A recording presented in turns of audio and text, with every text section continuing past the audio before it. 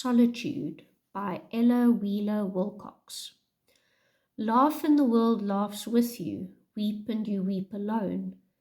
For the sad old earth must borrow its mirth, but has trouble enough of its own. Sing and the hills will answer, sigh, it is lost on the air. The echoes bound to a joyful sound, but shrink from voicing care. Rejoice, and men will seek you. Grieve, and they turn and go. They want full measure of all your pleasure, but they do not need your woe. Be glad, and your friends are many. Be sad, and you lose them all. There are none to decline your nectared wine, but alone you must drink life's gall. Feast, and your halls are crowded. Fast, and the world goes by. Succeed and give, and it helps you live, but no man can help you die. There is room in the halls of pleasure for a large and lordly train, but one by one we must all file on through the narrow aisles of pain. So from the outset, I'm going to say, this is not a tone of bitterness or resentment or anger. Okay, I know that some of the words, some of the descriptions might make it seem that way. Maybe you might think that this person is very bitter about something. They went through something painful and nobody was there for them, and now they're writing the poem. Maybe they, had a happy time and everybody was there celebrating with them, and then when they suddenly needed people's help, then there was nobody to be found. So I'm just saying from the outset that this is not a tone of bitterness or resentment or anger. Okay? This is purely an observation that the poet has made. The poet is contemplative. They are thinking deeply about the responses that society and communities and people have to those who are undergoing pain or trials or sadness, etc. You can say it's melancholic because the person does seem to be focusing on the negative aspects of when you are going through a trial and troubles and pain and suffering. But there is also the opposite of the gladness, the laughing, the singing, the rejoicing, the celebration, etc. And it's particularly for that point why I say it's not bitter or resentful or a tone of anger. Because if we removed, or if the poet didn't speak about the happy side of the coin, then yes, if the focus was predominantly on the pain, the sorrow, being alone, loneliness, nobody there for you, then definitely 100%. But because there is this juxtaposition, because this is the contrast, because there is the back and forth between the two, it's not bitter, it's not a tone of anger, it's not resentment. Okay, it's melancholic, yes. It is observant, it is contemplative. So when I read it, you might have picked up that there was definitely this backwards and forwards that was going on. So laugh and the world laughs with you, weep and you weep alone. Sad old earth must borrow its mirth, but has trouble enough of its own. And there is again this backwards and forwards that happens throughout the entire poem. When you look at the rhyme scheme, each stanza of the three stanzas has the same rhyme scheme. So for stanza 1, 2, and 3, there is A, B, C, B, D, E, F, E. and I underlined the ones that are repeated. So remember, with the rhyme scheme, it's a rhyming pattern of words at the end of the line in the poem that rhymes with another one. So alone, own, air, care, go, woe, all, gore, buy, die, train, pain. Then there is also internal rhyme. So internal rhyme means that a word in the middle of the line rhymes with a word at the end of the line.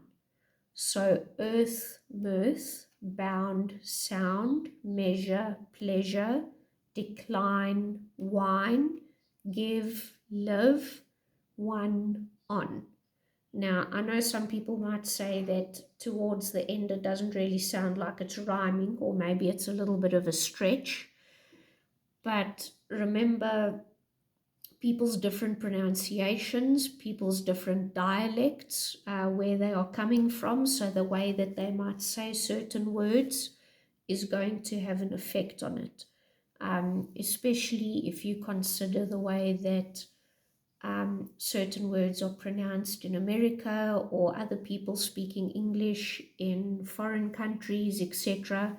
So yes, one, on, and give, live, it might be a bit of a stretch, but it's there. Okay, continuing with structure. I have made block brackets for laugh and the world laughs with you, weep and you weep alone, sing and the hills will answer, sigh it's lost on the air. Rejoice and men will seek you, grieve and they turn and go, be glad and your friends are many, be sad and you lose them all. Feast and your halls are crowded, fast and the world goes by. That is what we call antithesis. There seems to be direct or very blatant, very obvious opposites. Laughing, weeping, singing, sighing, rejoicing, grieving, glad, sad, feast, fast. So yes, there are other opposites that are explored in the other parts of the poem, but we call it antithesis when it is very, very clear, when it is very, very overt in your face. Okay, in your face, you can't use that in an exam, excuse, but you can use blatant, obvious, overt. So laugh, weep, rejoice, grieve, that is antithesis. There is also anaphora. So in the second stanza, there is a repetition of be glad, be sad. So again, anaphora is a repeated word or phrase found at the beginning of a line. Personification. The sad old earth must borrow its mirth, but has trouble enough of its own.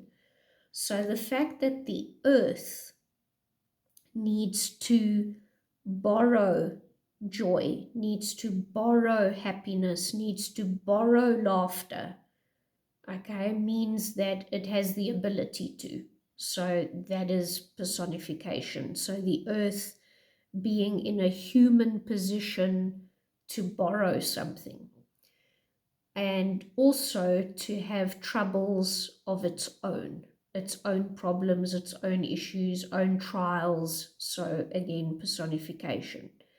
Hills will answer, so singing to the hills and they will answer back. Personification, the ability for the hills to sing back, or at least answer. And then the echoes bounding to a joyful sound, so being able to dance or leap, to spring, to jump with music.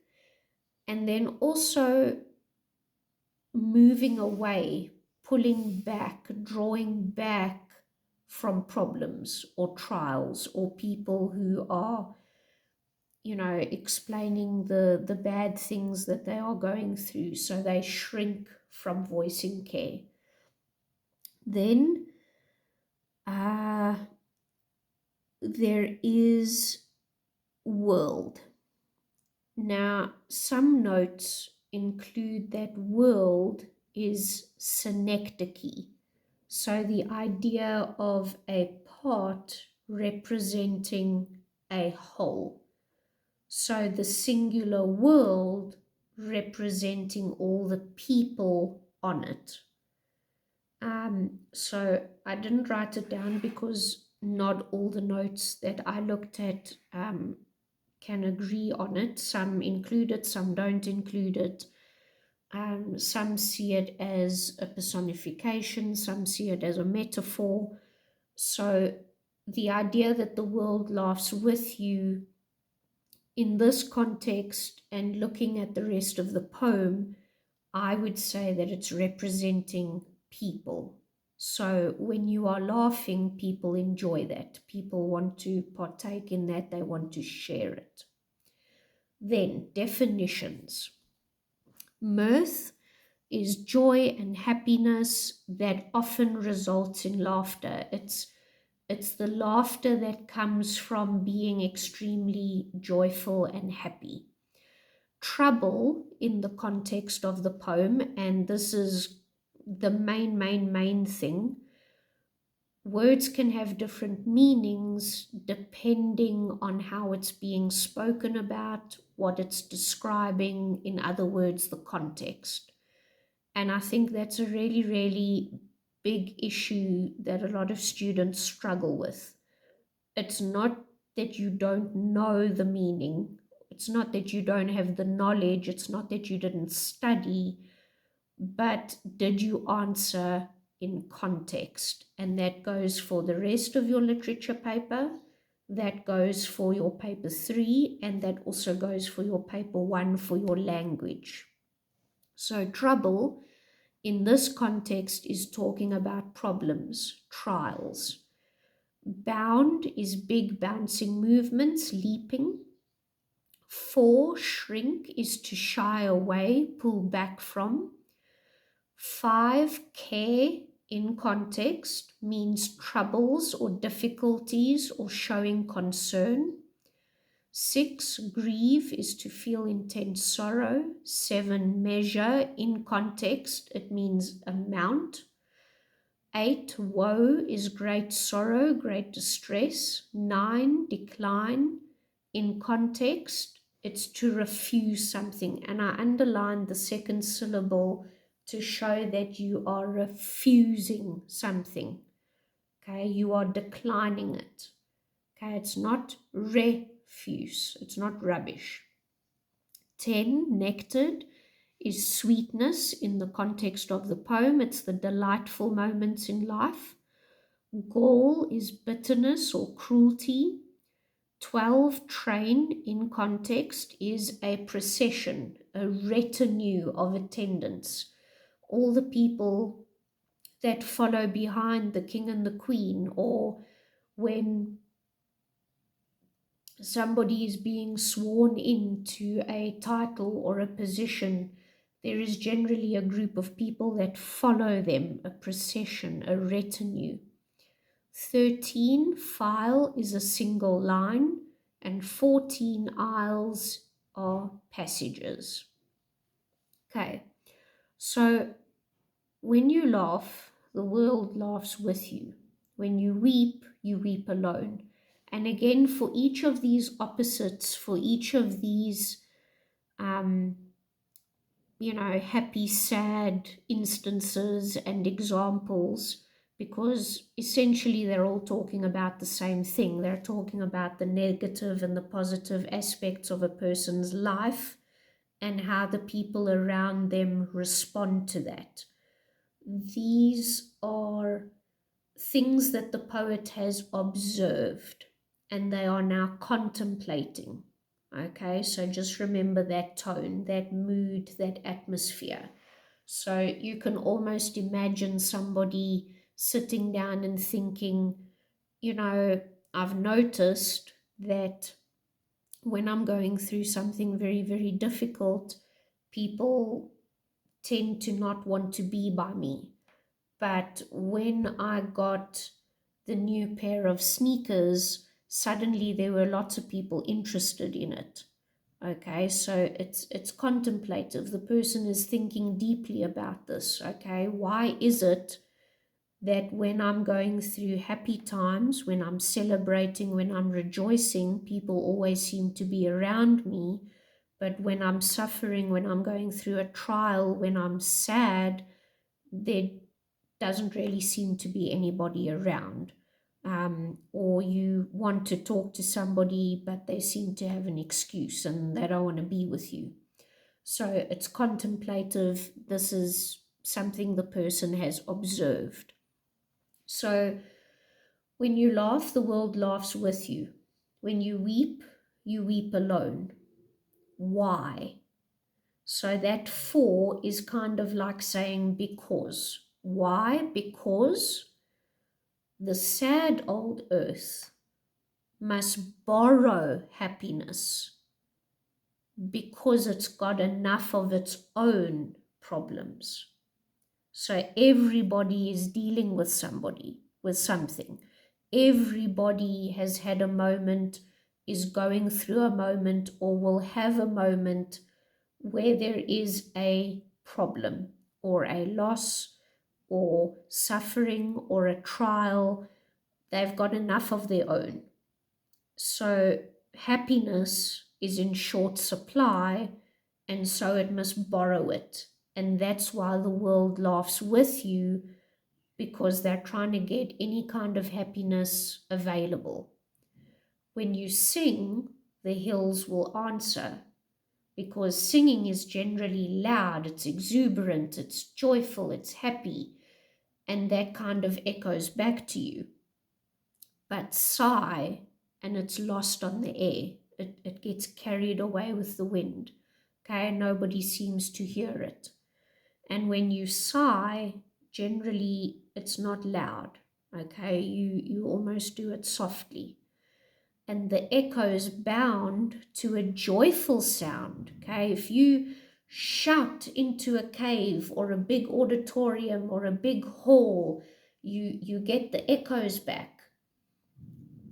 But if you walk into a room and you want to tell people that you're struggling, suddenly there's nobody around. Okay, people shrink back from that, they pull back from that. When you voice your care, okay, when you want to talk about what's troubling you, rejoice and men will seek you.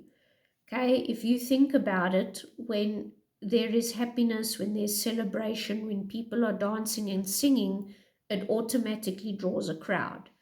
Grieve and they turn and go. Okay, and again, interpret and go through the rest of this poem considering the first stanza. Okay, people have enough of their own troubles. Okay, happiness is in short supply. People are always dealing with something, everybody. Okay, so yes, it's terrible when you're going through something and you're alone, but keep in mind that when you get over it and you're finally happy, you don't want somebody to drag you back into that despair. They want full measure of all your pleasure, but they do not need your woe. Okay, they don't need your sorrow, they don't need your distress. Be glad, and your friends are many.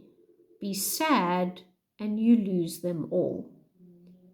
There is no one who is going to refuse you being generous and happy and joyful and celebrating and throwing a party, or even just being very, very positive.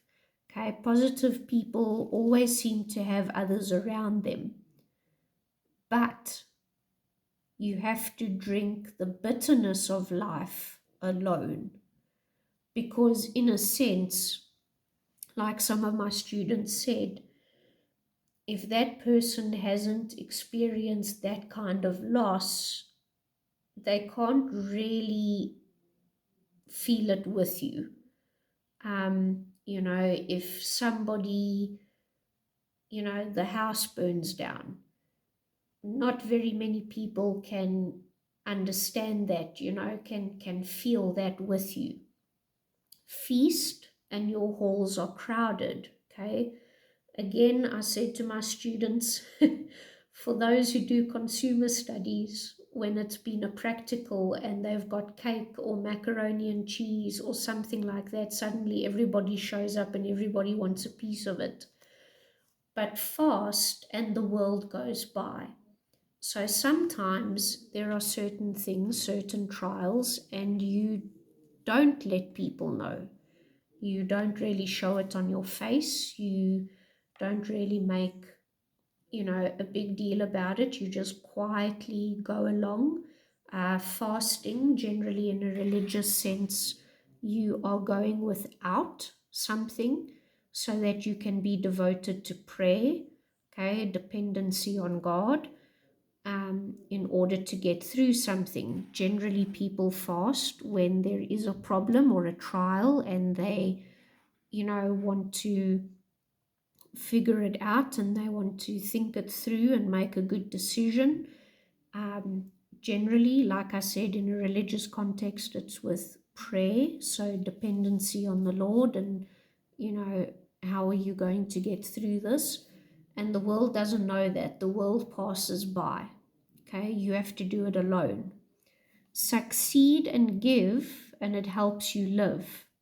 Okay, so success and generosity, there seems to be um, life with it, but no man can help you die.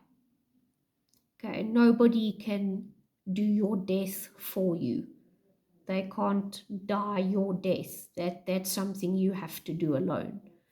There is room in the halls of pleasure for a large and lordly train, but one by one we must all file on through the narrow aisles of pain. So there's a couple of things here. If you watch celebrations, particularly weddings, lots of people, lots of food, and that's the large and lordly train, the halls of pleasure, lots of room, lots of space. But